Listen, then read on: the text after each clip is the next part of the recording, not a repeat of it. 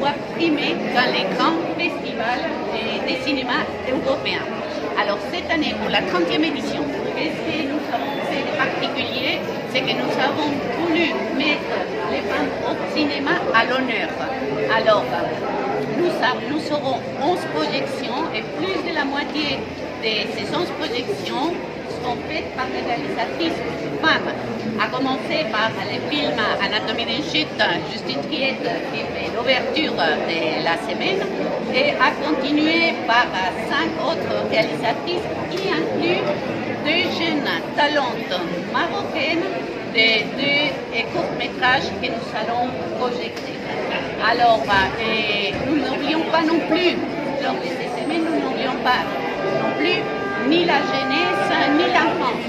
Alors, pour la jeunesse, nous serons à côté des projections, nous aurons des ateliers pour familiariser les jeunes qui sont intéressés dans les métiers du cinéma. Alors, j'invite tous ceux qui sont en train de nous écouter, de m'écouter et de me regarder à aller dans nos réseaux sociaux de l'Union européenne au Maroc pour bien voir quelles sont les possibilités de participer dans ces ateliers qui sont des ateliers gratuits.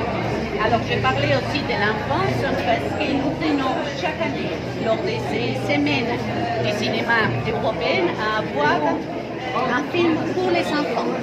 Et alors, cette année, ça sera une histoire merveilleuse de 2 sœurs, encore les femmes à l'honneur, et aussi les actrices.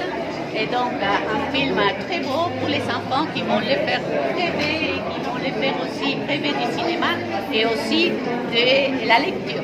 Et en dernier mot, je voudrais dire que cette semaine du cinéma se place dans un contexte d'une action de plus en plus renforcée de la culture dans notre partenariat de prospérité partagée entre l'Union européenne et le Maroc.